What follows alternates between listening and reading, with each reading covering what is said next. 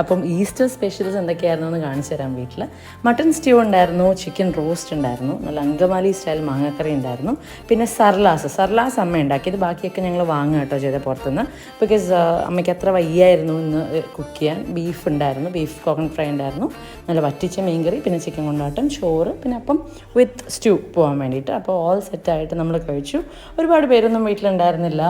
ഞാനും അമ്മ, ചേച്ചി, പാപ്പു, പിന്നെ ഞങ്ങളുടെ വീട്ടിൽ നിൽക്കുന്ന ഒരു ജോലിക്ക് നിൽക്കുന്ന കുട്ടി.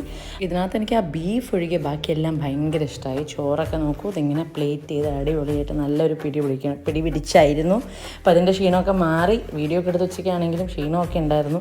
അതൊക്കെ കഴിഞ്ഞ് ഞാൻ ഇപ്പോഴാണ് ഇത് നിന്നിട്ട് ആക്ച്വലി എൻ്റെ വിഷുവിൻ്റെ വ്ളോഗ് പോലും എഡിറ്റ് ചെയ്യാനുള്ള ടൈമും മനസ്സൊന്നും വന്നിട്ടുണ്ടായിരുന്നില്ല. പക്ഷെ എല്ലാം ചെയ്യണം. അപ്പോൾ എല്ലാവർക്കും രാത്രിയാണെങ്കിലും ഒരു ഹാപ്പി ഈസ്റ്ററും കൂടെ പറയാം. എന്നെപ്പോലെ വയർ നിറച്ച് കഴിച്ച എല്ലാവർക്കും ഇതുപോലെ സന്തോഷമായിട്ട് കുറേ ദിവസങ്ങൾ കൂടെ ഉണ്ടാവട്ടെ. ടാറ്റാ.